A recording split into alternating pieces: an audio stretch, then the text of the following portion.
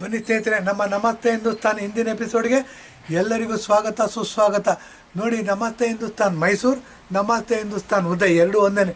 Technical ಪ್ರಾಬ್ಲಮಿಂದ ನಮಸ್ತೆ ಹಿಂದೂಸ್ತಾನ್ ಮೈಸೂರು, ನಮಸ್ತೆ ಹಿಂದೂಸ್ತಾನ್ ಉದಯ್ ಅಂತ ಮಾಡಿದ್ದೀವಿ. ಇದು ಗಮನದಲ್ಲಿರಲಿ. ಏನು ಅಂತಂದರೆ ನೋಡಿ, ನಮಗೆ ಮಗು ಹುಟ್ಟಿತು, ನಾನು ಅಪ್ಪ, ನನಗಿಬ್ಬರು ಮಕ್ಕಳಿದ್ದಾರೆ. ನಮ್ಮ ಮಕ್ಕಳಿಗೆ ನಾವು ಹೆಸರಿಡ್ತೀವಿ. ಇದು ಪ್ರಕೃತಿಯ ನಿಯಮ, ಎಲ್ಲರೂ ಒಪ್ಕೊಂಡಿರ್ತಕ್ಕಂಥ ತತ್ವ. ಎಷ್ಟೇ ಜಗಳ ಆಡಿದ್ರು ನಮ್ಮ ಮಕ್ಕಳಿಗೆ ನಾವೇ ಹೆಸರಿಡ್ತೀವಿ. ಇದ್ರ ಬಗ್ಗೆ ಡಿಸ್ಪ್ಯೂಟ್ ಇಲ್ಲ, ಎಲ್ಲರೂ ಇದನ್ನು ಒಪ್ತಾರೆ. ಹಾಗೆ ನಮ್ಮ ಚರಿತ್ರೆನ ನಾವು ಬರೀಬೇಕು. ಆ ಥರ ಬರ್ದಿದ್ದ ಚರಿತ್ರೆ ನಾವು ಒಪ್ಕೋಬೇಕು. ನಮ್ಮ ಚರಿತ್ರೆ ನಾವೇ ಒಪ್ಕೊಳ್ಳಿಲ್ಲ ಅಂತಂದರೆ ಹುಚ್ಚುಮುಂಡೆ ಮಕ್ಕಳಾಗ್ಬಿಡ್ತೀವಿ ನಾವು. ಯಾರೋ ಬಂದು ನಮ್ಮನೆ ಹೆಣ್ಮಕ್ಳನ್ನ ರೇಪ್ ಮಾಡಿಬಿಡ್ತಾರೆ, ಯಾರೋ ಬಂದು ನಮ್ಮ ತಾಯಿನ ರೇಪ್ ಮಾಡಿಬಿಡ್ತಾರೆ, ಯಾರೋ ಬಂದು ನಮ್ಮ ಅಕ್ಕ ತಂಗಿಯರು ರೇಪ್ ಮಾಡಿಬಿಡ್ತಾರೆ, ಯಾರೋ ಬಂದು ನಮ್ಮ ಮಗಳನ್ನ ರೇಪ್ ಮಾಡಿಬಿಡ್ತಾರೆ. ನಾವು ಅಸಹಾಯಕರಾಗಿದ್ದು ಬಿಡ್ತೀವಿ. ನಮ್ಮ ಹಿಸ್ಟ್ರಿ ನಡೆದಿರೋದು ಹೀಗೇನೆ. ಅದರಿಂದ ಬನ್ನಿ, ನಮ್ಮ ಮಕ್ಕಳಿಗೆ ನಾವು ಹೇಗೆ ಹೆಸರಿಡ್ತೀವಿ ಅಷ್ಟೇ ಪ್ರಾಕೃತಿಕ ನಿಯಮ ಒಪ್ಕೊಂಡಿರ್ತಕ್ಕಂಥ ತತ್ವಗಳಿಗೆ ಅನುಸಾರವಾಗಿ ನಮ್ಮ ಚರಿತ್ರೆಯನ್ನು ನಾವು ಬರೀಬೇಕು. ಬರೆದಿರ್ತಕ್ಕಂಥ ಚರಿತ್ರೆನ ಡಿಸ್ಪ್ಯೂಟ್ ಮಾಡಬಾರ್ದು. ನಾವು ನಮ್ಮ ಒಳ್ಳೆಯದಕ್ಕೋಸ್ಕರ ಒಪ್ಕೊಳ್ಳೇಬೇಕಾಗತ್ತೆ. ನಂಬಿಕೆ ವಿಶ್ವಾಸಗಳು ಬಹಳ ಮುಖ್ಯ. ಮನುಷ್ಯನ ಗಟ್ಟಿ ಮಾಡೋದ್ರಲ್ಲಿ, ಸಮಾಜವನ್ನು ಗಟ್ಟಿ ಮಾಡೋದ್ರಲ್ಲಿ, ಸಂಸಾರವನ್ನು ಗಟ್ಟಿ ಮಾಡೋದ್ರಲ್ಲಿ, ದೇಶವನ್ನು ಸ್ಟ್ರಾಂಗ್ ಮಾಡೋದ್ರಲ್ಲಿ ಅಂತ ಹೇಳ್ಬಿಟ್ಟು ಹಿಂದಿನ ಎಪಿಸೋಡ್ನ ಮುಂದುವರಿಸ್ತೀನಿ. ನೋಡಿ, ನಾವು ಕರ್ನಾಟಕದಲ್ಲಿದ್ದೀವಿ. ಕರ್ನಾಟಕದ ಪಶ್ಚಿಮ ಭಾಗಕ್ಕೆ ಮಹಾರಾಷ್ಟ್ರ ಇದೆ. ಮಹಾರಾಷ್ಟ್ರದವರು ಅತ್ಯಂತ ಪರಾಕ್ರಮಿಗಳು ಅಂತ ಹೇಳ್ಬೋದು. ಕರ್ನಾಟಕದಲ್ಲೂ ಯಾಕೆ ಪರಾಕ್ರಮಿಗಳು ಅಂದರೆ, ಯಾರು ಆಫ್ರಿಕಾ ಖಂಡವನ್ನು ಸುತ್ತಕೊಂಡು ಸಮುದ್ರದಲ್ಲಿ ಬಂದರು, ಫಸ್ಟ್ ಲ್ಯಾಂಡ್ ಆಗಿದ್ದವರು ಪಶ್ಚಿಮ ಭಾಗದಲ್ಲಿ. ಸೊ ಹಾಗಾಗಿ ಇವ್ರು ಯುದ್ಧ ಮಾಡ್ತಕ್ಕಂಥ ಅನಿವಾರ್ಯತೆ ಜಾಸ್ತಿ ಇತ್ತು. ಯಾರಿಗೆ? ಮಹಾರಾಷ್ಟ್ರದವ್ರಿಗೆ. ಅದಲ್ಲದೆ ಅರ್ಧ ಲ್ಯಾಂಡ್ ರೂಟಲ್ಲಿ ಬಂದು ಗಲ್ಫಿನ ಮುಖಾಂತರ ಸಮುದ್ರ ಕ್ರಾಸ್ ಮಾಡಿಕೊಂಡು ಯಾರು ಬಂದರು, ಅವರು ಸಹ ಮಹಾರಾಷ್ಟ್ರ, ಗುಜರಾತ್ ಜಾಸ್ತಿ ಬಂದರು. ಹಾಗಾಗಿ ಅದು ಬದುಕು ಕಟ್ಕೋಬೇಕು ಅಂದರೆ ಯುದ್ಧ ಅನಿವಾರ್ಯವಾಗಿತ್ತು ಈ ಪ್ರದೇಶದ ಜನಗಳಿಗೆ. ಹಾಗಾಗಿ ಮಹಾರಾಷ್ಟ್ರದವರು ಅತ್ಯಂತ ಪರಾಕ್ರಮಿಗಳು, ಅತ್ಯಂತ ಶೂರರು, ಮತ್ತು ಬಹಳ ಯುದ್ಧ ಮಾಡಿದ್ದಾರೆ ಅಂತ ಹೇಳ್ಬೋದು. ಇದು ಗಮನದಲ್ಲಿರಲಿ. ಇದನ್ನೇ ಬಿಟ್ಟು ಮಾತಾಡಿದ್ರೆ ಸತ್ಯಕ್ಕೆ ದೂರವಾಗಿ ಮಾತಾಡ್ದಂಗೆ. ಬನ್ನಿ, ಆ ಥರ ನಾವು ಮಹಾರಾಷ್ಟ್ರದಲ್ಲಿ ಶೂರರು ವೀರರು ಅಂತಿದ್ದಾಗ ನೋಡಿ, ನಮ್ಮ ನೆಲ, ನಮ್ಮ ತಾಯಿ, ನಮ್ಮ ಅಕ್ಕ, ನಮ್ಮ ತಂಗಿ, ನಮ್ಮ ಜಮೀನು, ನಮ್ಮ ನೆಲ, ನಮ್ಮ ಮರ, ನಮ್ಮ ದೇವರು ಅಂತ ಬಂದಾಗ ಎರಡು ಮಹಾರಾಷ್ಟ್ರದಲ್ಲಿ ಪವರ್ ಸೆಂಟ್ರ್ಗಳು ಹುಟ್ಕೊಳ್ಳುತ್ತೆ. ಅಯೋಧ್ಯ, ಮಥುರಾ, ಮಾಯಾ, ಕಾಶಿ, ಕಾಂಚಿ, ಅವಂತಿಕ, ಪುರಿ, ದ್ವಾರಾವತಿ ಚೈವ ಸಪ್ತದಾಯಿ ಮೋಕ್ಷದಾಯಿಕ ಅಂತ ಹೇಳ್ತೀವಿ. ಇದೇನು ಅಂದರೆ, ನಮ್ಮ ದೇಶದ ಅಖಂಡತೆ, ಸಮಗ್ರತೆ ಇವತ್ತು ಸಹ ಹಾಗೆ ಉಳಿದಿದೆ ಅಂತಂದರೆ, ಎಲ್ಲೋ ಜನಿವಾರ ಹಾಕ್ಕೊಂಡಿರೋ ಹಿಂದೂಗಳು ಕೆಲವು ಬೆರಳಿಗೆ ಜನ ಕೇರಳದಲ್ಲಿರಬಹುದು, ತಮಿಳ್ನಾಡಿನಲ್ಲಿರ್ಬೋದು, ಅಸ್ಸಾಮಲ್ಲಿರ್ಬೋದು, ಗುಜರಾತಲ್ಲಿರ್ಬೋದು, ಕಾಶ್ಮೀರದಲ್ಲಿರ್ಬೋದು, ಕೂತ್ಕೊಂಡು ಮಂತ್ರ ಹೇಳ್ತಾಯಿದ್ರು. ಏನು ಅಂದರೆ, ನಾಯಿ ಬೊಗಳುತ್ತೆ, ಎಲ್ಲೋ ಇದ್ದರೆ ಯಾರು ಹೋಗೋದಿಲ್ಲ ಹತ್ತಿರ. ಏನು ಅಂತಂದರೆ ವಾರ್ನಿಂಗ್ ಕೊಡೋದೇ ಒಂದು ಸಿಗ್ನಲ್ಲು, ಇದೇ ಬರಬೇಡಿ, ಇದು ನಮ್ಮ ಏರಿಯಾ ಅಂತ. ಹಾಗೆ ಯಾವುದೋ ಮೂಲೆಯಲ್ಲಿ ಕೂತ್ಕೊಂಡು ಇವ್ರು ಮಂತ್ರ ಹೇಳ್ತಿದ್ರು, ಇದೆಲ್ಲ ನಮ್ಮದು ಅಂತಂದ್ಬಿಟ್ಟು. ಹಾಗಾಗಿ ನಮ್ಮ ದೇಶದ ಅಖಂಡತೆ, ಏಕತೆ ಇವತ್ತೇನಾದ್ರು ಉಳಿದಿದೆ ಅಂತಂದರೆ ಇದರ ಮುಖ್ಯವಾದ ಕಾರಣ ನಮ್ಮ ಮಂತ್ರಗಳು, ನಮ್ಮ ವೇದಗಳು, ನಮ್ಮ ಉಪನಿಷತ್ತುಗಳು. 20,000 ವರ್ಷಗಳ ಹಿಂದೆ ಹೋದ ತನಕ ನಾವು ಬೇರುಗಳನ್ನ ಹುಡುಕೋತ ಹೋಗ್ಬೋದು. ಇರಲಿ, ಇದು ನಮ್ಮ ವಿಷಯ ಅಲ್ಲ. ಬನ್ನಿ, ಮಹಾರಾಷ್ಟ್ರದ ವಿಷಯ ಮಾತಾಡ್ತಾ ಇದ್ದೆ. ಮಹಾರಾಷ್ಟ್ರದವರು ಅತ್ಯಂತ ಧಾರ್ಮಿಕ ಮನೋಭಾವ ಉಳ್ಳವರು, ಮತ್ತು ನೆಲ, ಜಲ ಇದು ಅಂತ ಬಂದಾಗ ಭಾಳ ತೀವ್ರವಾಗಿ ಹೊಡೆದಾಡ್ತಾರೆ. ಇವತ್ತು ಸಹ ಬೆಳಗಾವಿ ವಿಷಯಕ್ಕೆ ಕರ್ನಾಟಕದಲ್ಲಿ ಮತ್ತು ಮಹಾರಾಷ್ಟ್ರದಲ್ಲಿ ಗಲಾಟೆ ನಡೀತಾ ಇದೆ. ಅದರ ಬಗ್ಗೆ ಪ್ರಸ್ತಾವ ಮಾಡೋದಿಲ್ಲ, ಮುಂದಿನ ಎಪಿಸೋಡ್ಗಳಲ್ಲಿ ಮಾಡೋಣ. ಏನು ಅಂತ ಮಹಾರಾಷ್ಟ್ರ ಅಂತಲೂ ಬಂದಾಗ ನಾಸಿಕ್ ಮತ್ತು ಪೂನಾ ಇದೆ ನೋಡಿ, ಇದು ಕ್ಯಾಪಿಟಲ್ ಆಗಿತ್ತು. ಅಂದರೆ ಅಯೋಧ್ಯ, ಮಥುರಾ, ಮಾಯಾ, ಕಾಶಿ, ಕಾಂಚಿ, ಅವಂತಿಕ ಹೇಳ್ತೀವಲ್ಲ, ಹಾಗೆ ಮಹಾರಾಷ್ಟ್ರದಲ್ಲಿ ಪವರ್ ಸೆಂಟರ್ ಆಗಿದ್ದು ನಾಸಿಕ್ ಮತ್ತು ಪೂನಾ. ಇವತ್ತಿಗೂ ಸಹ ನಾಸಿಕ್ ಮತ್ತು ಪೂನಾ ಪವರ್ ಸೆಂಟರ್ ಆಗಿದೆ. ಬನ್ನಿ, ನಾಸಿಕ್ಕಲ್ಲಿ ಏನಿದೆ ಅಂತ ನಾಸಿಕ್ಕಲ್ಲಿ ನೋಡಿ, ಒಂದು ಜ್ಯೋತಿರ್ಲಿಂಗ ಇದೆ, ತ್ರಯಂಬಕೇಶ್ವರ ಅಂತೀವಿ. ಏನು ಅಲ್ಲಿ ಜ್ಯೋತಿರ್ಲಿಂಗ ಇದೆ. ಮತ್ತು ಪೂನಾದಲ್ಲೂ ಜ್ಯೋತಿರ್ಲಿಂಗ ಇದೆ, ಭೀಮಶಂಕರ್ ಅಂತ ಹೇಳ್ತೀವಿ. ಪೂನಾ ಮತ್ತು ಈ ನಾಸಿಕ್ ಏನಿತ್ತು, ಹಿಂದೂ ಧರ್ಮದ ಸೆಂಟ್ರ್ ಆಗಿತ್ತು. ಶಿವಾಜಿ ಮಹಾರಾಜರು ಅಲ್ಲೇ ಹುಟ್ಟುತ್ತಾರೆ. ಶಿವಾಜಿ ಮಹಾರಾಜರು ತೋರಿಸ್ತಕ್ಕಂಥ ಅಪ್ರತಿಮ ಶಕ್ತಿ, ಶೌರ್ಯಗಳು ಇಂಡಿಯಾ ದೇಶದ ಯಾವ ದೊರೆನೂ ತೋರಿಸಿಲ್ಲ. ಯಾಕೆ ಅಂದರೆ ಔರಂಗಜೇಬನ ಸೋಲಿಸ್ತಕ್ಕಂಥ ಪ್ರಪ್ರಥಮ ಹಿಂದೂ ದೊರೆ ಶಿವಾಜಿ. ಶಿವಾಜಿನ ಗೆಲ್ಲಕ್ಕೆ ಆಗೋದಿಲ್ಲ ರೀ ಔರಂಗಜೇಬು. ಹಾಗಾಗಿ ಇದನ್ನು ಗಮನದಲ್ಲಿ ಇಟ್ಕೋಬೇಕು. ಆದರೂ ಸಹ ನಾವು ಟಿಪ್ಪು ಸುಲ್ತಾನ್ನ ಮೈಸೂರು ಹುಲಿ ಅಂತ ಕರೆದ್ಬಿಟ್ವಿ. ಯಾಕೆ ಅಂತ ಹೇಳಿದ್ರೆ ನಮ್ಮ ಚರಿತ್ರೆನ ನಾವು ಬರೀಬೇಕು, ನಾವು ಬರೆದಿದ್ದನ್ನು ನಾವು ಒಪ್ಕೋಬೇಕು. ಜನಗಳು ವಿವಾದ ಮಾಡಬಾರ್ದು. ನಮ್ಮಲ್ಲೇನಾಗಿದೆ, ನಾನು ಹುಟ್ಟಿದ್ದೀನಿ ಅಂದರೆ ನನಗೆ ಗೊತ್ತು ನಮ್ಮ ಅಪ್ಪ ನಮ್ಮ ಅಮ್ಮ ಯಾರು ಅಂತ ಅಂದ್ಬಿಟ್ಟು ಪಕ್ಕದ ಮನೆಯವನು ಹೇಳ್ತಾನೆ ನಿಮ್ಮ ಅಪ್ಪ ಬೇರೆಯವನು ಕಣೋ ಅಂತ ಅಂದ್ಬಿಟ್ಟು ಅಂಥ ಪರಿಸ್ಥಿತಿ ಬಂದು ಮುಟ್ಬಿಟ್ಟಿದೆ. ಅದಕ್ಕೇನು ವಿನ್ಸ್ಟನ್ ಚರ್ಚಿಲ್ ಹೇಳಿದ್ದು, ಇಂಡಿಯಾ ದೇಶಕ್ಕೆ ಸ್ವಾತಂತ್ರ್ಯ ಕೊಡೋದಕ್ಕೆ ಕಾಲ ಪಕ್ವಾಗಿಲ್ಲ, rogues and rascals will start ruling the country ಅಂತ ಹೇಳ್ತಾರೆ. ಎಷ್ಟು ಸತ್ಯ ಅನಿಸುತ್ತೆ ನೋಡಿ ಇದು ಬಂದಾಗ. ಬನ್ನಿ ಶನಿವಾರ ವಾಡೆ ವಿಷಯ ಮಾತಾಡಬೇಕು ಅಂತಿದ್ದೆ. ಶನಿವಾರ ವಾಡೆ ವಿಷಯ ಮಾತಾಡಬೇಕು ಅಂತಂದರೆ ಪೂನಾಕ್ಕೆ ಹೋಗಬೇಕು ನಾವು. ಪೂನಾದಲ್ಲಿ ನೋಡಿ, ಪೂನಾ ಹಾರ್ಟ್ ಸಿಟಿ ಬಸ್ ಸ್ಟ್ಯಾಂಡ್ರಿಂದ ಕೆಲವೇ ಕಿಲೋಮೀಟ್ರ್ ದೂರ, 2-2.5 ಕಿಲೋಮೀಟ್ರ್ ದೂರದಲ್ಲಿ ಶನಿವಾರ ವಾಡೆ ಅಂತಿದೆ. ವಾಡೆ ಅಂತಂದರೆ ಮನೆತನ.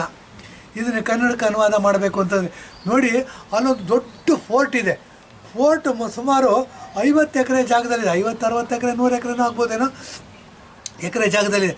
ಅಲ್ಲಿ ಅರಮನೆಗಳಿದ್ದು ಅವಶೇಷಗಳು ಸಿಗುತ್ತೆ. ಮತ್ತು ಬಲವಾದ ಕೋಟೆ ಇದೆ, ದೇವಸ್ಥಾನ ಇದೆ, ಗಣಪತಿ ದೇವಸ್ಥಾನ ಇದೆ. ಎದುರುಗಡೆನೇ ಲಾಲ್ ಮಹಲ್ ಅಂದ್ಬಿಟ್ಟು ಶಿವಾಜಿದು ಸಹ ಇನ್ಸ್ಪೈರ್ ಆಗಿ ಒಂದು ವಾಸಸ್ಥಾನ ಮಾಡ್ಕೋತಾರೆ ಟೆಂಪ್ರವರಿಯಾಗಿ, ಅದು ಇದೆ. ಲಾಲ್ ಮಹಲ್ ಅಂತ ಕರೀತಾರೆ ಶನಿವಾರ ವಾಡೆ ಹೊರಗಡೆನೆ. ಇಷ್ಟು ಪ್ರಬಲವಾಗಿರ್ತಕ್ಕಂಥ ಶನಿವಾರ ವಾಡೆಯನ್ನು ನಾವು ಯಾಕೆ ಹೇಳಲಿಲ್ಲ? ನಾವು ಯಾಕೆ ಅವರ ಚರಿತ್ರೆನಲ್ಲಿ ಇವ್ರನ್ನ ಓದೋಕ್ಕೆ ನಮ್ಮ ಅವಕಾಶ ಮಾಡಿಕೊಡ್ಲಿಲ್ಲ ನಮ್ಮ ಸರ್ಕಾರಗಳು? ಇದು ಯೋಚನೆ ಮಾಡಬೇಕಾದಂಥ ವಿಚಾರ. ಟಿಪ್ಪು ನೋಡಿ, ಯಾವುದೋ ದೇಶದವನು ಬರ್ತಾನೆ, ಮಧುಕರಿ ನಾಯಕನ ಕೋಟೆ ಮೇಲೆ ದಾಳಿ ಮಾಡ್ತಾನೆ. ವಾಲ್ಮೀಕಿ ಜನಾಂಗ ಯಾರು ರಾಮಾಯಣ ಬರೆದ್ರು ಅವರು ಅಂತೀವಿ. ಇವತ್ತು ನಮ್ಮಲ್ಲಿ ಶ್ರೀರಾಮುಲು ಇದ್ದಾರೆ. ಅನೇಕ ನಮ್ಮದು 3rd ಲಾರ್ಜೆಸ್ಟ್ ಕಮ್ಯುನಿಟಿ ಕರ್ನಾಟಕದಲ್ಲಿ ವೋಟ್ ಮಾಡೋವಂಥ ಇವರೆಲ್ಲ ಎಚ್ಚೆತ್ಕೋಬೇಕು. ಏನು ಅಂದರೆ, ಮಧುಕರಿ ನಾಯಕನ ಸೈನಿಕ ಒಬ್ಬ ಊಟ ಮಾಡೋಕ್ಕೆ ಮನೆಗೆ ಬರ್ತಾನೆ. ಊಟ ಮಾಡೋಕ್ಕೆ ಮನೆಗೆ ಬಂದರೆ ಆತನ ಹೆಂಡ್ತಿ ಓನಕ್ಕೆ ಓವ ಅಂತ ಕರಿತೀವಿ. ಆಕೆ ಊಟ ಬಡಿಸ್ತಾಳೆ. ಊಟ ಬಡಿಸಿದಾಗ ವಿಷಯ ಗೊತ್ತಾಗುತ್ತೆ.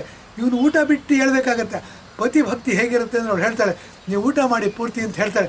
ಕೈಯಲ್ಲಿ ಏನೂ ಸಿಗಲ್ಲ ಆಕೆಗೆ, ಕತ್ತಿ ಏನೂ ಸಿಗಲ್ಲ, ಒನಕೆ ಸಿಗುತ್ತೆ. ಸಾಂಬಾರು ಪುಡಿ ಮಾಡೋದಕ್ಕೆ ಇಟ್ಕೊಂಡಿರ್ತಾರೆ, ಅದನ್ನೇ ಹಿಡ್ಕೊಂಡು ಹೋಗ್ತಾಳೆ. ಅದನ್ನು ಹಿಡ್ಕೊಂಡು ಹೋಗಿ ಎಲ್ಲಿ ಸೈನಿಕರು ದುಸಲು ಬರ್ತಾ ಇರ್ತಾರೆ ಆ ಜಾಗ ಗೊತ್ತಾಗುತ್ತೆ ಅವಳಿಗೆ. ಓಬವ್ವನ ಕಿಂಡಿ ಅಂತ ಇವತ್ತು ನಾವು ಚಿತ್ರದುರ್ಗಕ್ಕೆ ಹೋಗಿ ಆ ಕಿಂಡಿಯಿಂದ ನಾನು 4-5 ಸರಿ ನುಡ್ಕೊಂಡು ಬಂದಿದ್ದೀನಿ. ಇದು ನೋಡಿ ನಮಗೆ ರೋಮಾಂಚನಗೊಳ್ತಕ್ಕಂಥ ಇದು. ಆ ಓಬವ್ವನ ಕಿಂಡಿಯಿಂದ ಒಬ್ಬೊಬ್ಬರೇ ಸೈನಿಕರು ನುಡ್ದು ಬರ್ತಾರೆ. ತಲೆ ಮೇಲೆ ಒಂದು ಹೊಡಿತಾಳೆ, ಒನಕೆಯಿಂದ ಸತ್ತೋಗ್ತಾಳೆ, ಎಳೆದು ಹಾಕ್ತಾಳೆ. ಈ ಥರ ಅನೇಕ ಸೈನಿಕರನ್ನ ಸಾಯಿಸ್ತಾಳೆ. ಇಂಥ ಅನೇಕ ಸೈನಿಕರನ್ನ ಸಾಯಿಸಿ ಮಧುಕರಿ ನಾಯಕ ಅಂತಂದರೆ ಪಾಳೆಗಾರರವರು. ಯಾರು ರಾಜರಿರ್ತಾರೆ ಅವ್ರ ಕೈ ಕೆಳಗಿರ್ತಕ್ಕಂಥ ಅಧಿಕಾರಿ, ಅವ್ರನ್ನ ಸಂರಕ್ಷಣೆ ಮಾಡ್ತಾಳೆ, ಕೋಟೆಯನ್ನು ರಕ್ಷಣೆ ಮಾಡ್ತಾಳೆ, ರಾಜ್ಯವನ್ನು ರಕ್ಷಣೆ ಮಾಡ್ತಾಳೆ. ಇಂಥ ಒನಕೆ ಓಬವ್ವನ ಜಯಂತಿ ಮಾಡೋದು ಬಿಟ್ಟು ನಾವು ಟಿಪ್ಪು ಜಯಂತಿ ಮಾಡ್ತೀವಿ. ಟಿಪ್ಪು ಜಯಂತಿ ಯಾಕೆ ಮಾಡಬಾರ್ದು ಅಂತ ಹೇಳ್ತೀವಿ. ಬನ್ನಿ, ಮೈಸೂರು ಸಂಸ್ಥಾನದಲ್ಲಿ ಒಬ್ಬರು ಮಹಾರಾಣಿ ಇರ್ತಾರೆ. ಆ ಮಹಾರಾಣಿಯನ್ನು ಎತ್ಕೊಂಡು ಹೋಗಿ ಇವನು ನೋಡಿ, ಶ್ರೀರಂಗಪಟ್ಟಣದಲ್ಲಿ ಟಿಪ್ಪುವಿನೊಂದು ಅರಮನೆ ಇದೆ. ಅರಮನೆ ಎಲ್ಲಿದೆ ಅಂತ ಹೇಳ್ತೀನಿ. ಇವತ್ತಿನ ಏನು ತಾಲೂಕು ಆಫೀಸ್ ಇದೆ ಅದು ಸರ್ಕಲಲ್ಲಿದೆ.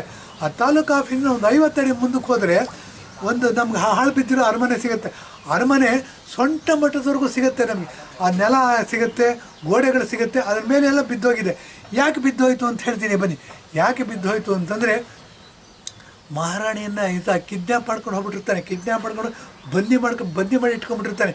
ಈ ರಾಣಿ ಆದರೂ ಬಹಳ ಬುದ್ಧಿವಂತ ಈಕೆ ಏನು ಮಾಡ್ತಾಳೆ, ಸರಿಯಾದ ಸಮಯ ಕಾಯ್ತಿರ್ತಾಳೆ ಟಿಪ್ಪು ಸುಲ್ತಾನ್ ಸೋಲಿಸ್ಬೇಕು ಅಂತ ಅಂದ್ಬಿಟ್ಟು. ಮಡ್ರಾಸ್ ಪ್ರಾಂತದಲ್ಲಿ ವೆಲ್ಲೆಸ್ಲಿ ಅಂತ ಗವರ್ನರ್ ಆಗಿರ್ತಾನೆ. ನೋಡಿ, ಗಮನದಲ್ಲಿ ಇಟ್ಕೋಬೇಕಾದಂಥ ವಿಚಾರಗಳು. ವೆಲ್ಲೆಸ್ಲಿ ಗವರ್ನರ್ಗೆ ಹೇಳಿ ಕಳಿಸ್ತಾಳೆ ಇವಳು. ಯಾಕೆಂದರೆ ಆಗಿನ ಕಾಲದಲ್ಲಿ ರಾಜರನ್ನ ಬಂದಿ ಮಾಡಿದರೆ ಅಥವಾ ರಾಜನ ಸೆರೆಯಲ್ಲಿಟ್ಟರೆ ಅವರ ಪರಿವಾರದ 4 ಜನನೂ ಸಹ ತಗೊಂಡು ಹೋಗ್ತಿರ್ತಾರೆ. ಅವರ ಉಪಚಾರನೆಲ್ಲ ಅವ್ರು ನೋಡ್ಕೊತಿರ್ತಾರೆ. ಹಾಗೆ ಇವಳ ಆತ್ಮೀಯವಾಗಿರ್ತಕ್ಕಂಥ ಒಬ್ಬ ಕಾಲಾಳು ಅಥವಾ ಒಬ್ಬ ಸೇವಕನ ಕೈಲಿ ಹೇಳ್ಕೊಳ್ತಾರೆ, ನೀವು ಬನ್ನಿ, ಟಿಪ್ಪು ಸುಲ್ತಾನ್ನ ಮೇಲೆ ಈಗ ಯುದ್ಧ ಮಾಡ್ಬೋದು, ಸೋತು ಹೋಗ್ತಾನೆ, ಅವ್ನು ವೀಕ್ ಆಗಿದ್ದಾನೆ ಅಂತ ಅಂದ್ಬಿಟ್ಟು. ವೆಲ್ಲೆಸ್ಲಿ ಸೈನ್ಯ ತೊಗೊಂಡು ಬರ್ತಾನೆ. ಸೈನ್ಯ ತಗೊಂಡು ಬಂದು ಟಿಪ್ಪುವಿನ ಮೇಲೆ ಯುದ್ಧ ಮಾಡ್ತಾನೆ. ಟಿಪ್ಪು ಏನು ಮಾಡ್ತಾನೆ ಗೊತ್ತಾ, ಸೋತು ಹೋಗ್ತಾನೆ ರೀ. ಸೋತ್ಬಿಟ್ಟು ಓಡೋಗ್ತಾನೆ. ಎಲ್ಲಿ ಓಡೋಗ್ತಾನೆ, ಫಸ್ಟ್ ಅವನು ಅಡಕ್ಕೊಳ್ಳೋತಾನ ಈ ಕೆರೆ ತೊಣ್ಣೂರು ಅಂತ ಇದೆ. ಅದು ನೋಡಿ, ರಾಮಾನುಜಂ ಏನು ಅವ್ರ ಆಶ್ರಮ ಕಟ್ಕೋತಾರೆ ಅವರು. ಏನಾಗುತ್ತೆ, ಆಶ್ರಮ ಕಟ್ಕೊಂಡು ಅಲ್ಲಿ ಸಣ್ಣ ಸಣ್ಣ ಕಲ್ಲಿನ ಗುಡ್ಡಗಳಿವೆ. ಆ ಕಲ್ಲಿನ ಗುಡ್ಡದ ಮೇಲ್ಭಾಗದಲ್ಲಿ ಒಂದು ಗುಹೆ ಇದೆ. ಆ ಗುಹೆ ಒಳಗೆ ಅಡಕ್ಕೋತಾನೆ ರೀ. ಏನು ಅಂದರೆ 1700 ಇಸ್ವಿ ನಾವು ಆ ಕಾಲಕ್ಕೆ ಹೋಗಿ ಯೋಚನೆ ಮಾಡಬೇಕಾಗುತ್ತೆ. ಅವತ್ತೇನು ವೆಹಿಕಲ್ಗಳು ಇರಲಿಲ್ಲ. ವೆಹಿಕಲ್ಗಳಿದ್ದು ನಮಗೆ ಅಕ್ಸೆಸಿಬಿಲಿಟಿ ಇರಲಿಲ್ಲ. ಆ ದೃಷ್ಟಿಯಿಂದ ಕುದುರೆಯಿಂದ ಹೋಗಬೇಕಾಗತ್ತೆ, ಅಲ್ಲಿ ನಡ್ಕೊಂಡು ಹೋಗಬೇಕಾಗುತ್ತೆ. ಬ್ರಿಟಿಷರು ಹೋಗೋದಿಲ್ಲ. ಅದೇನಾಗುತ್ತೆ, ಟಿಪ್ಪು ಸುಲ್ತಾನ್ನ ಮಕ್ಕಳನ್ನ ಸೆರೆ ಹಿಡಿತಾರೆ. ಟಿಪ್ಪು ಸುಲ್ತಾನ್ ನೋಡಿ ಎಷ್ಟು ಧರ್ಮವಲ್ಲದ ಯುದ್ಧ ಅಂತ ಹೇಳ್ತೀನಿ. ಮಹಾಭಾರತದ ಕಾಲದ ಯುದ್ಧನ ಪ್ರಸ್ತಾಪ ಮಾಡಿದ್ದೆ ಹಿಂದೆ. ಏನು ಅಂದರೆ ಸೂರ್ಯ ಹುಟ್ಟಿದ ಮೇಲೆ ಯುದ್ಧ ಮಾಡ್ತಿದ್ದರಂತೆ. ಸೂರ್ಯ ಮುಳುಗಿದ ಮೇಲೆ ಶಂಖನಾದ ಆಗ್ತಿತ್ತು, ಅಲ್ಲಿ ಯುದ್ಧ ಕ್ಲೋಸ್ ಆಗ್ತಿತ್ತು. ಅಣ್ಣ ತಮ್ಮಂದರಲ್ಲಿ ಯುದ್ಧ ಆಗ್ತಿದ್ದ ಈ ಪಾಳ್ಯದವರು ಆ ಪಾಳ್ಯಕ್ಕೆ ಹೋಗಿ ವಿಚಾರಿಸ್ತಿದ್ರು, ಆ ಪಾಳ್ಯದವರು ಈ ಪಾಳ್ಯಕ್ಕೆ ಕೌರವರು ಪಾಂಡವರು ಹತ್ರ ಬರ್ತಿದ್ರು, ಪಾಂಡವರು ಕೌರವ್ರ ಹತ್ರ ಹೋಗಿ ಏನಾಯಿತು ಹೇಗಾಯಿತು ಉಪಚಾರ ಇದೆಲ್ಲ ಮಾಡ್ತಿದ್ರು, ಸಾಂತ್ವನ ಹೇಳ್ತಿದ್ರು. ಇದು ನಡೀತಿತ್ತು, ಧರ್ಮಯುದ್ಧ ಇದು. ಇದು ಟಿಪ್ಪು ಸುಲ್ತಾನ್ ಕಾಲದಲ್ಲಿ ಬ್ರಿಟಿಷರು ಮಾಡಿದ್ದು ಮೋಸದ ಯುದ್ಧ, ಕಪಟ ಯುದ್ಧ. ಹೇಗಾದರೂ ಮಾಡಿ ಗೆಲ್ಲಬೇಕು, ಧರ್ಮ ಕರ್ಮ ಏನಿಲ್ಲ. ಆ ದೃಷ್ಟಿಯಿಂದ ಏನು ಮಾಡ್ತಾನೆ ಟಿಪ್ಪು ಸುಲ್ತಾನು, ತನ್ನ 2 ಮಕ್ಕಳುಗಳನ್ನ ಹಡ ಇಡ್ತಾನೆ ಬ್ರಿಟಿಷರಿಗೆ. ದುಡ್ಡು ಕೊಟ್ಬಿಟ್ಟು ಬಿಡಿಸ್ಕೊಂಡು ಹೋಗ್ತೀನಿ. ಈ ಮುಂಡೆ ಮಕ್ಕಳು ಧರ್ಮ ಕರ್ಮ ಏನೂ ಗೊತ್ತಿಲ್ಲದಿರೋರು ಮಕ್ಕಳನ್ನ ಇಟ್ಕೋತಾರೆ ರೀ, ಇಟ್ಕೊಂಡು ದುಡ್ಡು ಕೊಟ್ಟು ಬಿಡಿಸ್ಕೊಂಡು ಹೋಗುವಂತಾರೆ. ಟಿಪ್ಪು ಸುಲ್ತಾನು ನೋಡಿ, ನಮ್ಮ ಹಿಂದೂಗಳಲ್ಲಿ ಈ ಥರ ಇದೆಯಾ ಅಂತ ಯೋಚನೆ ಮಾಡಿದಾಗ ಖಂಡಿತ ಇರಲ್ಲ. ಹಾಗಾದರೆ ಇಂಥವನ್ನ ನಾವು ಮೈಸೂರು ಹುಲಿ ಅಂತ ಕರೆದಿದ್ದು ಎಷ್ಟು ನ್ಯಾಯ? ವಿವೇಚನೆಗೆ ಬಿಡ್ತೀನಿ. ನಾನು ಇದರ ಬಗ್ಗೆ ವ್ಯಾಖ್ಯೆ ಮಾಡೋಕ್ಕೆ ಹೋಗೋದಿಲ್ಲ. ಹಿಂದೂಗಳು ಅಂದರೆ ಧರ್ಮಯುದ್ಧ ಮಾಡ್ತಿದ್ವಿ ನಾವು, ಯಾರನ್ನು ಹಿಂಬಾಗಲಿಂದ ಹೊಡಿತಿರ್ಲಿಲ್ಲ. ಒನಕೆ ಓಬವ್ವನ ನಾವು ಜಯಂತಿ ಮಾಡಬೇಕು, ಅದನ್ನು ಮರೆತು ಬಿಟ್ಟಿದ್ದೀವಿ. ಬನ್ನಿ ಜ್ಞಾಪಿಸ್ಕೊಡ್ತಾ ಇದ್ದೀನಿ. ಅಟ್ಲೀಸ್ಟ್ ಮುಂದಿನ ವರ್ಷದಿಂದ ಯಾರು ಆ ಸಮಾಜದವರು ಇದ್ದಾರೆ, ವಾಲ್ಮೀಕಿ ಜನಾಂಗದವರು ಇದ್ದೀರ, ನಾವು ಒನಕೆ ಓಬವ್ವನ ಜಯಂತಿ ಮಾಡೋಣ. ಸರ್ಕಾರ ಬೇಡ ರೀ ನಮಗೆ, ಸರ್ಕಾರ we the people of India, ನಾವು ಪವರ್ಫುಲ್. ಎಲ್ಲೋ ಒಂದು ಗಾಡ್ರೇಜ್ ಚೇರ್ ಸಿಗುತ್ತೆ, ಫೋಲ್ಡಿಂಗ್ ಚೇರ್, ಅದ್ರ ಮೇಲೆ ಜಯಂತಿ ಫೋಟೋ ಇದೆ ಒನಕೆ ಓಬವ್ವಂದು, ಆ ಫೋಟೋ ಇಡೋಣ, ಒಂದು ಹೂನಾರ ಹಾಕೋಣ, ನಮ್ಮ ಕೈನಲ್ಲಿ ಎಷ್ಟಾಗುತ್ತೆ ಅಷ್ಟು ಮೈಸೂರು ಪಾಕ ತಂದುಬಿಟ್ಟು ಒಂದು 10 ಜನಕ್ಕೆ ಕೊಡೋಣ. ಈ ಥರ ನಾವು ಓಬವ್ವನ ಜಯಂತಿ ಮಾಡಬೇಕು ರೀ. ಟಿಪ್ಪು ಜಯಂತಿ ಮಾಡೋದು ಮಾಡ್ಕೊಳ್ಳಿ, ಸರ್ಕಾರದಲ್ಲಿ ಅವ್ರ ಬೇಳೆ ಬೇಯಿಸ್ಕೊಳ್ಳೋರು ಮಾಡ್ಕೊಳ್ಳಿ. ಸ್ಟಾಪ್ ಮಾಡೋಕ್ಕಾಗೋದಿಲ್ಲ. ಯಾಕೆಂದರೆ ಹುಚ್ಚು ಮುಂಡೆ ಮದುವೆಲಿ ಉಂಡೋನೇ ಜಾಣ ಅಂತ ಹೇಳಿದೆ. ನಾವು ಒಗ್ಗಟ್ಟಾಗಬೇಕು, ಒಗ್ಗಟ್ಟಲ್ಲೇ ಬಲ ಇದೆ. ನೋಡಿ, ಒಗ್ಗಟ್ಟಾಗ್ತಿರೋದ್ರಿಂದ ಏನಾಗ್ತಿದೆ ಅಂತಂದರೆ ಇಡೀ ಪ್ರಪಂಚದಲ್ಲಿರ್ತಕ್ಕಂಥ 200 ದೇಶಗಳು ಸಹ ಭಾರತದತ್ತ ತಿರುಗಿ ನೋಡ್ತಾ ಇದೆ. ಭಾರತ ವಿಶ್ವಗುರು ಆಗಿ ಹೊರಟಿರೋದು ನರೇಂದ್ರ ಮೋದಿಯವರ ಕಾಲದಲ್ಲಿ. ಆಜಾದಿ ಕಾ ಅಮೃತ್ ಮಹೋತ್ಸವ ಅಂತೀವಿ. ಇಷ್ಟು ಪ್ರಬುದ್ಧವಾಗಿ ಬೆಳೀತಾ ಇರೋ ದೇಶವನ್ನು ನರೇಂದ್ರ ಮೋದಿ ಒಬ್ಬರೇ ಸಂರಕ್ಷಣೆ ಮಾಡೋದಕ್ಕೆ ಸಾಧ್ಯ ಇಲ್ಲ. ನರೇಂದ್ರ ಮೋದಿ ಅವರೊಬ್ಬರೇ ಮತ್ತೆ ಬಲಿಷ್ಠರಾಗಿ ಮಾಡೋದಕ್ಕೆ ಸಾಧ್ಯವಿಲ್ಲ. ಇದನ್ನೆಲ್ಲ ಮನೆಗೊಂಡೇನೆ 1947ನೇ ಇಸ್ವಿನಲ್ಲಿ ಪ್ರಿಯಾಂಬಲ್ ಬರುತ್ತೆ. ಪ್ರಿಯಾಂಬಲ್ ಹಾಕಿದ್ದೀವಿ, ನೋಡಬೇಕು ನೀವು. ಏನಂದ್ರೆ we the people of India, ನಾವು ಇದರ ಫೌಂಡೇಶನು, ನಾವು ಸ್ಟ್ರಾಂಗ್ ಮಾಡಬೇಕು. ಬನ್ನಿ ನಾವು ವಾಲ್ಮೀಕಿ ಜಯಂತಿ ಮಾಡ್ತೀವಲ್ಲ, ಹಾಗೇ ಒನಕೆ ಓಬವ್ವನ ಜಯಂತಿ ಮಾಡೋಣ. ಒನಕೆ ಓಬವ್ವನ ಫೋಟೋ ಇಟ್ಬಿಟ್ಟು ಹಾರ ಹಾಕೋಣ. ಮತ್ತು ಪ್ರತಿ ಒಂದು 5 kg ಮೈಸೂರು ಪಾಕ, 2 kg ಮೈಸೂರು ಪಾಕ, ಅರ್ಧ kg ಮೈಸೂರು ಪಾಕ ಪೇಪರ್ಮೆಂಟ ಕೊಟ್ಟು ಜನಗಳಿಗೆ ಹೇಳೋಣ, ಈ ಥರ ನಮ್ಮ ವಂಶಸ್ಥಳಿಕೆ, ಈಕೆ ನಮ್ಮ ಹಿಂದೂ ಧರ್ಮವನ್ನು ಕಾಪಾಡಿದ್ಲು, ಹಿಂದೂ ರಾಷ್ಟ್ರವನ್ನು ಕಾಪಾಡಿದ್ಲು, ಹಿಂದೂ ರಾಜನನ್ನು ಕಾಪಾಡಿದ್ಲು, ಹಿಂದೂ ಸಂಸ್ಕೃತಿಯನ್ನು ಕಾಪಾಡಿದ್ಲು ಅಂತಂದ್ಬಿಟ್ಟು ಹೆಮ್ಮೆಯಿಂದ ಹೇಳ್ಕೊಳ್ಳೋಣ. ಅದು ಬಿಟ್ಬಿಟ್ಟು ಟಿಪ್ಪು ಜಯಂತಿ ಮಾಡ್ತಾರೆ ಅಂತಂದರೆ ನಮ್ಮಂಥ ಹೇತ್ಲಾಂಡಿಗಳು, ನಮ್ಮಂಥ ದೇಶಭ್ರಷ್ಟರು ಸಿಗೋದೇ ಇಲ್ಲ ರೀ. ಇದನ್ನೆಲ್ಲ ನಾವು ಜನಗಳು ಎಚ್ಚೆತ್ಕೋಬೇಕು. ಎಲ್ಲಿವರೆಗೂ ಜನಗಳು ಎಚ್ಚೆತ್ಕೊಳ್ಳಲ್ಲ ಅಲ್ಲಿವರೆಗೂ ನಮ್ಮ ರಾಜಕೀಯ ವ್ಯವಸ್ಥೆ ಭ್ರಷ್ಟರ ಕೈಲೇ ಇರುತ್ತೆ. ಇವತ್ತು ನೋಡಿ, ನಮ್ಮ ಕಾಂಗ್ರೆಸ್ ಅಧಿಕಾರಕ್ಕೆ ಬಂದಿದೆ. ಕರ್ನಾಟಕದಲ್ಲಿ ಅಕ್ಕಿ ಫ್ರೀ ಕೊಡ್ತೀವಿ ಅಂತ ಕೊಡೋಕ್ಕಾಗಲಿಲ್ಲ, ಅದು ಬೇರೆ ವಿಚಾರ. ಕೊಡ್ತೀವಿ ಅಂತ ಹೇಳಿ ಅಧಿಕಾರಕ್ಕೆ ಬಂದಿದ್ದಾರೆ, ಆದರೆ ಇನ್ನೂ ಕೊಟ್ಟಿಲ್ಲ. ಇದೇ ಇಮ್ರಾನ್ ಖಾನ್ ಪಾಕಿಸ್ತಾನದಲ್ಲಿ ಅವನೇನೋ ಗಲ್ಲಿಗೆ ಹಾಕ್ತಾರಂತೆ, ಅವನೇನಾದ್ರು ಬಂದು 50 kg ಅಕ್ಕಿ ಕೊಡ್ತಾನೆ ಅಂತ ಅವನ್ನ ಕರ್ಕೊಂಬಂದು ಕರ್ನಾಟಕ ಮುಖ್ಯಮಂತ್ರಿ ಮಾಡಿಬಿಡ್ತೀರಿ. ಇದು ಎಲ್ಲರ ಗಮನದಲ್ಲಿ ಇಟ್ಕೋಬೇಕು ರೀ. ಇದೆಲ್ಲ ರೀ ದೇಶ ಕಟ್ಟೋ ವಿಧಾನ, ಇದೆಲ್ಲ ರೀ ದೇಶ ಪ್ರೇಮ ಬೆಳೆಸೋ ವಿಧಾನ. ಕಾಂಗ್ರೆಸ್ನವ್ರಿಗೆ ಯಾರು ಹೇಳ್ತಾರೆ ಬುದ್ಧಿನ? ಇದು ಹೇಳಬೇಕಲ್ವಾ? ಇದನ್ನು ಹೇಳ್ತಕ್ಕಂಥ ಕೆಲಸ ಮಾಡ್ತಾಯಿದ್ದೀವಿ. ಬನ್ನಿ, ಶನಿವಾರ ವಾಡೆ ಬಗ್ಗೆ ಮಾತಾಡ್ತಾ ಇದ್ದೆ, ಅದನ್ನು ಮುಂದಿನ ಎಪಿಸೋಡಲ್ಲಿ ಕಂಟಿನ್ಯೂ ಮಾಡ್ತೀವಿ. ಬನ್ನಿ ಸ್ನೇಹಿತರೆ, ನಾವು ಹಿಂದೂಗಳು ಎಲ್ಲಿ ಫೇಲ್ಯೂರ್ ಆಗಿದ್ದೀವಿ ಅನ್ನೋದು ಇಷ್ಟೊತ್ತಿನ ತನಕ ಮಾತಾಡ್ತಾ ಇದ್ದೆ. ನಾವು ಬನ್ನಿ ಎಚ್ಚೆತ್ಕೋಬೇಕು. ನರೇಂದ್ರ ಮೋದಿಯವರು ನಮ್ಮೆಲ್ಲರ ಪ್ರತಿನಿಧಿಯಾಗಿ ರಾಷ್ಟ್ರ ಪ್ರೇಮವನ್ನು ಬೆಳೆಸ್ತಾ ಇದ್ದಾರೆ, ದೇಶಭಕ್ತಿಯನ್ನು ಬೆಳೆಸ್ತಾ ಇದ್ದಾರೆ, ಭಾರತವನ್ನು ವಿಶ್ವಗುರು ಮಾಡ್ತಾ ಇದ್ದಾರೆ. ನಮ್ಮ ಹಿಂದೂ ಸಂಸ್ಕೃತಿ ಪರಂಪರೆಯನ್ನು ಮತ್ತೆ ಭವ್ಯವಾಗಿ ತಗೊಂಡು ಹೋಗ್ತಾ ಇದ್ದಾರೆ. ಅದಕ್ಕೆ ಉದಾಹರಣೆ ಅಯೋಧ್ಯೆಯಲ್ಲಿ ರಾಮ ಮಂದಿರ ಸುಮಾರು 600 ವರ್ಷಗಳ ಕಾಲ ಯುದ್ಧ ಮಾಡಿದ್ವಿ ನಾವು, ಕಾಂಗ್ರೆಸ್ನವರು ಸೇರಿಸ್ಕೊಂಡು. ಇವತ್ತು ಅದಕ್ಕೆ ಮೋಕ್ಷ ಸಿಕ್ಕಿದೆ. ಅಯೋಧ್ಯೆಯಲ್ಲಿ ರಾಮ ಮಂದಿರ ಜನವರಿ 22ನೇ ತಾರೀಕು ಓಪನ್ ಆಗ್ತಾಯಿದೆ. ಇದು ಪ್ರಜಾಪ್ರಭುತ್ವದ ಯುದ್ಧದಲ್ಲಿ ಗೆದ್ದಿದ್ದೀವಿ. ಪ್ರಜಾಪ್ರಭುತ್ವನ ಹೀಗೆ ಗೆಲ್ಲೋ ಹಾಗೆ ನೋಡ್ಕೋಬೇಕಾಗಿರೋದು ನಿಮ್ಮೆಲ್ಲರ ಆದ್ಯ ಕರ್ತವ್ಯ. ಆ ದೃಷ್ಟಿಯಿಂದ 2024ರಲ್ಲಿ ಲೋಕಸಭಾ ಎಲೆಕ್ಷನ್ ಬರ್ತಾಯಿದೆ. 3ನೇ ಬಾರಿನೂ ಸಹ ನರೇಂದ್ರ ಮೋದಿನೇ ಪ್ರಧಾನಮಂತ್ರಿ ಆಗಲಿ ಅನ್ನೋದು ನಮ್ಮ ಒತ್ತಾಸೆ. ಅದಕ್ಕೆ ಪೂರಕವಾದ ವಾತಾವರಣವನ್ನು ನಿರ್ಮಾಣ ಮಾಡೋಣ. ಅದಕ್ಕೆ ಪೂರಕವಾಗಿ ಬೇಕಾಗಿರ್ತಕ್ಕಂಥ MP ಗಳನ್ನ ಗೆಲ್ಲಿಸಿ ಕಳಿಸೋಣ ಅಂತ ಹೇಳ್ಬಿಟ್ಟು ನಾನು ಎಪಿಸೋಡ್ ಮುಗಿಸ್ತಾ ಇದ್ದೀನಿ. ಧನ್ಯವಾದ, ನಮಸ್ಕಾರ.